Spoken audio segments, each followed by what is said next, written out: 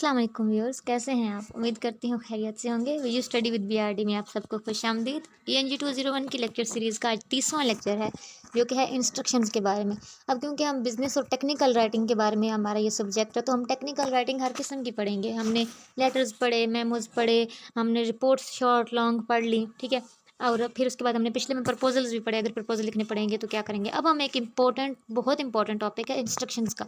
जो भी हम चीज़ बड़ी छोटी खरीदते हैं ना अक्सर, और स्पेशली जब हम कोई प्रोडक्ट वगैरह से खरीदते हैं तो उन पे इंस्ट्रक्शंस कुछ ज़रूर लिखी होती हैं। टीवी ले आए तो जनाब उस पे लिखा होगा इसको कैसे चलाना है। मोबाइल तक लेके आए तो कुछ इंस्ट्रक्शंस लिखी हुई होती हैं। उसी तरह ऑर्गेनाइजेशन भी जो चीज़ अपनी प्रोडक्ट बेच रही होती है, ठीक है, तो हम ले तो आते हैं, लेकिन अब जो ऑर्गेनाइजेशन चलाने वाले वहाँ कोई उन्हें लिख तो रहा है ना। तो एज अ मैनेजर या एज अ वर्कर आप अगर कहीं काम करेंगे तो बिजनेस और टेक्निकल राइटिंग अगर आपने सीखी है, आपने ये प्रोग्राम पढ़ा है, तो आपको मस्ट पता होना चाहिए कि इंस्ट्रक्शंस में क्या चीज़ लिखी जाती है, किस तरह लिखी जाती है, ये क्या होती हैं। तो आज हम डिटेल में इंस्ट्रक्शंस के बारे में पढ़ेंगे, जो हिदायत लिखी जाती हैं। तो ये क्या होती हैं, ठीक है। तो वैरायटी होती है इंस्ट्रक्शंस की। कुछ इंस्ट्रक्शंस बहुत कॉम्प्लेक्स और बहुत लेंथी भी होती हैं, हमने ये भी देखा, और कुछ बहुत सिंपलेस्ट और शॉर्टेस्ट भी हो सकती हैं। तो डिपेंड करता है सिचुएशन पे कि आपने किस चीज़ के बारे में लिख रहे हैं। तो उससे जितनी भी किस्म की हों, जो भी हों इंस्ट्रक्शंस, उसमें आपने 3 पॉइंट्स हमेशा याद रखने हैं। सबसे पहला, instructions shape attitude of the reader, कि आपकी इंस्ट्रक्शंस जो हैं वो एक रीडर का एटीट्यूड शेप करती हैं आपकी उस चीज़ को यूज़ करने के बारे में, ठीक है। फिर उसके बाद है good visual design is essential, कि आप जब इंस्ट्रक्शन लिख रहे हो तो वो इतनी क्लियर होनी चाहिए कि सामने वाले का एक विजुअल डिज़ाइन बन रहा हो माइंड में।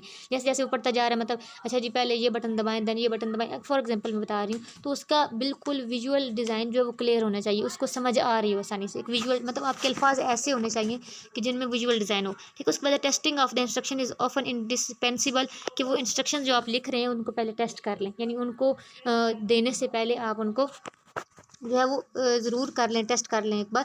अब इन तीनों चीज़ों को हम जो है वो एक्सप्लेन करके पढ़ेंगे। Instruction shape attitude of the reader, यानी मोस्टली जब हम कम्युनिकेशन कर रहे होते हैं तो उसके दो ही ज़रूरियात होती हैं, दो ही वजूहत होती हैं हमारी जो है वो किसी से बात करने की। कोई भी हम काम कर रहे हैं तो पहले यही होती है कि अब इंस्ट्रक्शन लिखने की बात हो रही है, तो इसी को देख लेते हैं। पहला हमारा मकसद क्या है कि हमने सामने वाले की हेल्प करनी है वो काम करने में जो वो करना चाह रहा है, ठीक है। दूसरा है कि हमने सामने वाले के एटीट्यूड्स को इफ़ेक्ट करना होता है, यानी कि इंस्ट्रक्शन से हम उस चीज़ को ये कर सकते हैं कि सामने वाला हमारी प्रोडक्ट में इंटरेस्टेड हो जाए, ठीक है। इंटरेस्टेड होगा तो वो चीज़ वो खरीदी है उसने, मज़ीद भी खरीदेगा और दूसरों को भी शेयर करेगा। तो इन दो ही हमारे मकासद होते हैं, एक तो हेल्प करना, दूसरे को उसके रीडर के एटीट्यूड को इफेक्ट करना। लेकिन मोस्टली रीडर जो है वो हमारे राइटर होते हैं, वो क्या करते हैं कि फोकस ये तो करते हैं कि हमने सामने वाले की हेल्प करनी है, लेकिन उस हेल्प के चक्कर में वो ये भूल जाते हैं कि हमने रीडर के एटीट्यूड को भी ध्यान में रखना है। यानी कि ज़रूरी नहीं है कि आपको कन्विंस ही करना है, लेकिन कभी कभी हम इंस्ट्रक्शन में इतना बर्डन डाल देते हैं ना हेल्प करने के चक्कर में, कि वो अगले बंदे के लिए कन्फ्यूजन हो जाती है, ठीक है। तो वो उसका एटीट्यूड सारा ख़राब हो जाता है। तो एक इफेक्टिव इंस्ट्रक्शंस लिखने के लिए हमें ये काम नहीं करना। हमारे लिए मोस्ट इंपॉर्टेंट है कि हम कंसर्न करें सामने वाले की एटीट्यूड पे भी, दोनों चीज़ों को हमने ख्याल में रखना है, ठीक है। क्योंकि बहुत से लोग जो अक्सर रीडर्स होते हैं वो इस चीज़ को पसंद ही नहीं करते कि वो इंस्ट्रक्शंस को पढ़ें। हम भी ऐसा करते हैं, मोस्टली चीज़ लेके आते हैं, रीड क्या अब रीड करना है इंस्ट्रक्शंस को, और क्या देखना है, छोड़ें, साइड पे कर देते हैं, और हम अपने कॉमन सेंस से वो चीज़ यूज़ करने की कोशिश करते हैं। फर्स्ट ट्राई सबकी यही होती है, ठीक है। लेकिन अब आपको ये भी पता है कि आपको कुछ ऐसे रीजंस देने होंगे अपने इंस्ट्रक्शन में कि जो ज़रूरी हैं, जिससे पता चले सामने वाले को कि आपको इंस्ट्रक्शंस पढ़नी चाहिए। जैसे पता अब आपको इंस्ट्रक्शंस लिखनी है, तो आपकी वो चीज़ जो है वो हो सकता है वो डेंजरस हो इस्तेमाल करने में। अगर वो इंस्ट्रक्शंस पढ़े बगैर इस्तेमाल करेगा तो वो डैमेज हो सकती है, उसको नुकसान हो सकता है, कुछ भी ब्लेम आ सकता है। तो इस वजह से आपके लिए लिखना ज़रूरी है, और ऐसे लिखें कि वो परसुएड करें रीडर्स को, पैरवी करें, उसे पता चल जाए कि वाकई मुझे इंस्ट्रक्शंस को फॉलो करना ज़रूरी है। यानी इंस्ट्रक्शन शुरू करने से पहले आप ऐसा इंप्रेशन दें, उन पे कुछ ऐसी लाइन वगैरह कुछ भी लिखा होना चाहिए कि वो इंस्ट्रक्शन ज़रूर पढ़ें, ठीक है। अब as a instruction writer you have to shape your readers attitude towards your company and its product, ठीक है। अब इंस्ट्रक्शन राइटर के तौर पर आपको इंस्ट्रक्शन लिखते हुए ये ज़रूर याद रखना है कि आपने रीडर को जो एटीट्यूड उसको शेप करने की कोशिश करनी है कि वो पॉजिटिव शेप हो आपकी कंपनी के बारे में, आपके प्रोडक्ट के बारे में। क्योंकि अगर आपकी इंस्ट्रक्शन पढ़ के उसे प्रोडक्ट रिलायबल लगी, उसको जो आपकी कंपनी जो है वो अच्छी लगी, तो वो सपोर्ट करेगा, ठीक है। सपोर्ट करेगा, खुद ही प्रोडक्ट खरीदिए, दोबारा भी खरीदेगा, और दूसरों को भी रिकमेंड करेगा कि ये प्रोडक्ट या ये कंपनी अच्छी है। तो ये दो तीन चीज़ें तो आपको ज़रूर ध्यान में रखनी है।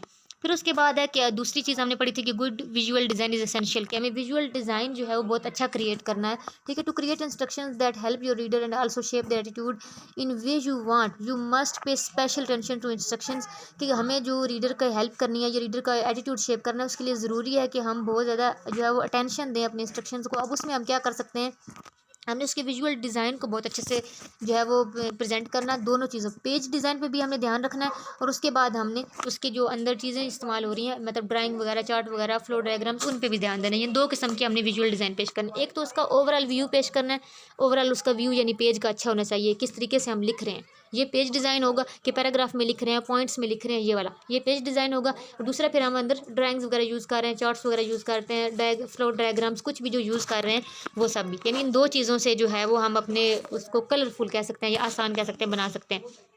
तो पेज डिज़ाइन में वही बात जो मैं पहले कर चुकी हूँ कि आपका पेज डिज़ाइन ऐसा होना चाहिए कि जिसमें मतलब स्टेप्स लिखे हुए हों, ठीक है। अब रीडर दो किस्म के होते हैं, एक तो रीडर है ना आसानी से पढ़ेगा आपकी पूरी इंस्ट्रक्शन और उसे इस्तेमाल कर लेगा, लेकिन हो सकता है कि एक बंदा जो है वो पहली बार चीज़ यूज़ कर रहा है, उसने इस चीज़ के बारे में बिल्कुल उसे नहीं पता, देन वो क्या करेगा, अच्छा एक स्टेप पढ़ेगा, देन उस स्टेप को अप्लाई करेगा, देन अगला स्टेप पढ़ेगा, फिर अप्लाई करेगा। अब एक बंदे ने ऐसी चीज़ यूज़ करनी हो, तो आपने अगर उसे पैराग्राफ इकट्ठा पूरा एक ही पैराग्राफ की सूरत में लिख दिया, अब उसने एक स्टेप किया, दूसरे पैराग्राफ के लिए, दूसरे स्टेप के लिए जब वो दोबारा आपके उस पर आएगा तो वो कन्फ्यूज़ हो जाएगा, दूसरा स्टेप कहाँ गया।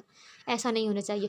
आपको हर स्टेप को अलग-अलग इस तरीके से लिखना है कि दोनों के लिए, चाहे जिसने एक बार पढ़ना था उसके लिए भी आसानी हो, और चाहे जिसने जो है वो दूसरी बार पढ़ना है उसके लिए भी आसानी हो, दूसरे तरीके से भी जिसने पढ़ना है उसके लिए भी आसानी हो, ठीक है। तो आपने हर लिहाज से ध्यान में रखना है ये चीज़। उसके बाद है कि आप जो है वो कनेक्शन होना चाहिए आपके, मतलब आप जो मटेरियल की जो इंस्ट्रक्शन में आप मटेरियल बता रहे हैं, आपकी इंस्ट्रक्शन में जो आपने लिखा है उसमें और आपने जो ड्राइंग वगैरह आप जो दे रहे हैं उनमें कनेक्शन होना चाहिए, ठीक है। अब विजुअल एड्स जो यूज़ होते हैं, यानी टेबल्स बना रहे हैं आप या ग्राफ्स बना रहे हैं, जो भी आप बना रहे हैं डिपेंड करता है, ठीक है। लेकिन वो ऐसे होने चाहिए कि जो आपकी जो लिखी हुई बात है उसको आसान कर रहे हो, ये ना हो कि वो मुश्किल कर दें उसके काम को, ठीक है। ऐसा नहीं होना चाहिए।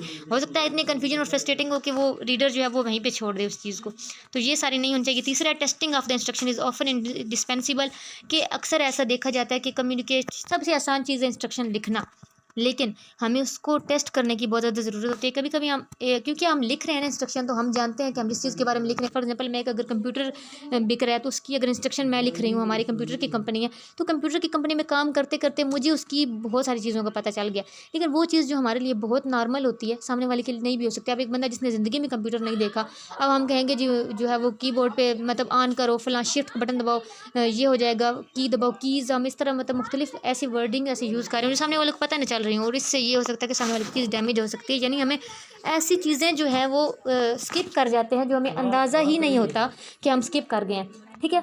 तो सामने वाले के लिए वो चीज़ बहुत ज़्यादा डेंजर भी हो सकती है, ठीक है। ऐसी कोई मशीन हो सकती है कि जिसमें अगर वो गलत की एक दब गई तो वो सारा उसका चला जाए, ख़त्म हो जाए, ठीक है। तो इसके लिए ज़रूरी है कि आपने जब इंस्ट्रक्शंस लिखी हैं तो आप ऐसी ऑडियंस लें जिनको उन चीज़ों का नहीं पता, यानी जो आपके लिए नॉर्मल हो, उन पे वो इंस्ट्रक्शंस जो हैं वो एक बार टेस्ट कर लें, यानी उन्हें आप गाइड ना करें, सिर्फ इंस्ट्रक्शन दें और उन्हें कहें कि इस इंस्ट्रक्शन से ये चीज़ चला के दिखाएं मुझे, ठीक है।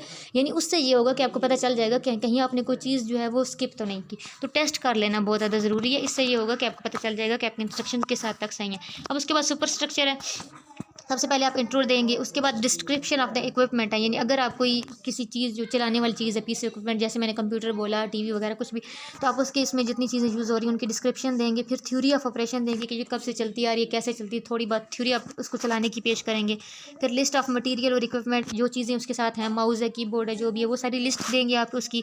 फिर उसके बाद गाइड टू ट्रबल शूटिंग, यानी अगर कोई मसला हो जाए तो उसके लिए जो आप गाइडलाइंस देंगे वो सारी चीज़ होंगी। और सबसे simplest instruction contain only direction, यानी सबसे सिंपलेस्ट जो इंस्ट्रक्शंस की है ना वो सिर्फ होती हैं हिदायत, डायरेक्शंस, जो अक्सर चीज़ों पे लिखी हुई होती हैं, ठीक है।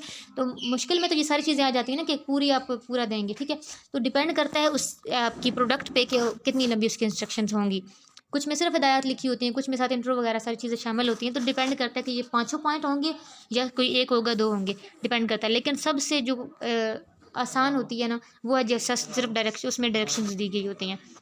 फिर वो कहते हैं कि कन्वेंशनल सुपर स्ट्रक्चर जो है, यानी आप जब किसी को कुछ बता रहे होते हैं, किसी भी इंस्ट्रक्शन दे रहे हैं, तो उसमें क्या क्या चीज़ें यूज़ होती हैं। यानी ऊपर हमने सुपर स्ट्रक्चर वैसे तो पढ़ लिया, लेकिन डिटेल में आप हम पढ़ेंगे कि क्या क्या आपने बताना है। तो सब्जेक्ट यानी कि मेन एम, जो मेन मौजू है जिसके बारे में, यानी कि कंप्यूटर है तो कंप्यूटर के बारे में आप लिख रहे हो वो बताएंगे।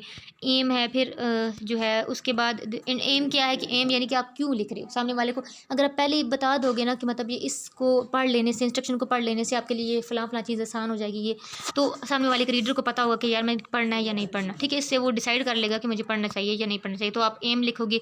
तीसरी चीज़ है इंटेंडेड रीडर, यानी बहुत से रीडर्स ऐसे होते हैं जिनको इंस्ट्रक्शंस पढ़ने की ज़रूरत नहीं होती, जो बहुत से होते हैं जिनको पढ़ने की ज़रूरत होती है। तो अब एक रीडर को इंस्ट्रक्शन पढ़ने से पहले ही कैसे पता चलेगा कि ये इंस्ट्रक्शन उसके काम के हैं या नहीं? तो आप अगर रीडर्स को क्लासीफाई कर दोगे कि मतलब फ़लाँ टाइप के रीडर्स ये पढ़ लें, ठीक है। अब एक इंसान कंप्यूटर खरीद रहा है और अगर कंप्यूटर के बारे में अच्छे से जानता है तो हो सकता है वो इंस्ट्रक्शन उसके पढ़ने वाली ना हो। लेकिन अगर आप शुरू में बता देंगे कि किस इंस्ट्रक्शन में क्या क्या चीज़ें बताई गई हैं, तो हो सकता है उस रीडर को कोई चीज़ ना पता हो तो फिर भी वो पढ़ ले, ठीक है। तो ये इंटेंटेड रीडर यानी रीडर का इरादे को बनाने के लिए आप ये चीज़ लिखोगे। उसके बाद आप स्कोप लिखोगे कि यानी किस किस्म की इंस्ट्रक्शन इसमें दी गई हैं, वो बताओगे। अपनी ऑर्गेनाइजेशन का भी ज़रूर बताओगे, क्योंकि हो सकता है आपकी प्रोडक्ट को तो वो ना जानता हो, आपकी ऑर्गेनाइजेशन को जानता हो, तो इसकी वजह से उसे हो सकता है डायरेक्टली वो जो है वो चीज़ पढ़नी ही ना पड़े, ठीक है।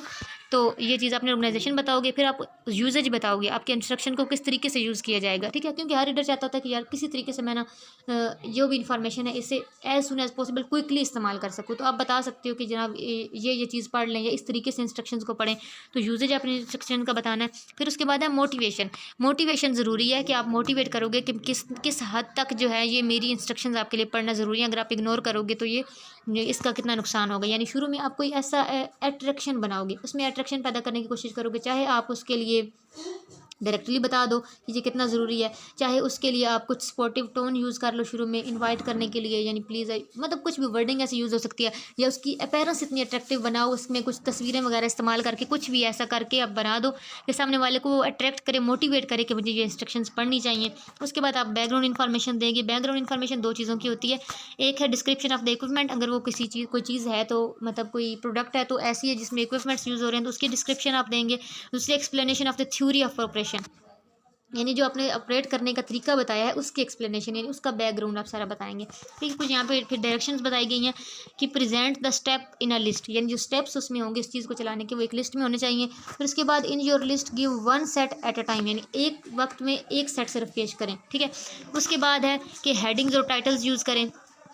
उसके बाद है एक्टिव वॉइस यूज़ करनी चाहिए। फिर उसके बाद है illustration how to perform steps, यानी वजाहत से बताएं कि स्टेप किस तरीके से होने चाहिए। और what should be the result, के रिजल्ट क्या होगा, यानी एक स्टेप आपने बताया उसके बाद आप बताएंगे। यानी मतलब मैंने कहा ना कि कंप्यूटर आप ऑन करेंगे तो ये स्क्रीन आएगी सामने, ठीक है। साथ साथ रिजल्ट बताते जाएं। इन साथ आप बेशक वो विजुअल एड के तौर पर वो स्क्रीन दे दें, अच्छा आपने ये बटन ऑन किया अब ये स्क्रीन शो होगी, देन आप ये बटन दबाएंगे ये स्क्रीन शो होगी। तो इससे सामने वाले को आसानी हो जाएगी। उसके बाद अगर आप कुछ ऐसे स्टेप्स बता रहे हैं जो आगे से डेंजर्स वगैरह आने वाले हैं तो उसके लिए वार्निंग्स अगर कुछ हैं तो वो आप पहले से बता दें, ठीक है। वार्निंग्स बता दें। और उसके बाद अगर ऐसे है कि 3-4 स्टेप्स हैं, ऑल्टरनेटिव्स आप 3-4 पेश कर रहे हैं, यानी कि आपने बताया कि सेव करने के लिए आप ये बटन भी दबा सकते हैं, ये 2 कीज़ हैं ये भी दबा सकते हैं। तो अगर आप ऑल्टरनेटिव्स पेश कर रहे हैं तो साथ ये भी बताएं कि कौन सा जो है वो आसान है या कौन सा ज़्यादा जो है वो अच्छा है, ठीक है। तो ऑल्टरनेटिव्स अगर दे रहे हैं तो उनमें से वन कौन सा चूज़ करना चाहिए ये भी आप साथ बताएंगे। और उसके बाद इतनी डिटेल आप बता दें जितनी एक रीडर के लिए जो है वो ज़रूरी है कि वो उस चीज़ को हर तरीके से यूज़ कर सके। तो इंस्ट्रक्शंस में ये कुछ गाइडलाइंस कुछ डायरेक्शंस थी, यानी कि अगर सिर्फ डायरेक्शंस लिखनी होंगी तो ये आप लिखेंगे, और ऊपर जो है सुपर स्ट्रक्चर जो सारी चीज़ें यूज़ करने वाला था, यानी डिटेल में अगर लिखेंगे तो वो होंगी। और डायरेक्शन में अगर आप लिखेंगे तो ये सारे पॉइंट्स हैं, इनको यूज़ करके आप सिंपली जो एक नॉर्मली इंस्ट्रक्शंस लिखी जाती हैं वो बता देंगे। तो व्यूअर्स ये था हमारा आज का लेक्चर। उम्मीद करती हूँ कि आपको समझ में आ गया होगा। अगर किसी का कोई कन्फ्यूजन हो, कोई सवाल हो तो आप कमेंट बॉक्स में पूछ सकते हैं। अगर वीडियो अच्छी लगी तो कमेंट करें, शेयर करें, लाइक करें और चैनल को सब्सक्राइब करें। अगले लेक्चर तक के लिए अल्लाह हाफिज़।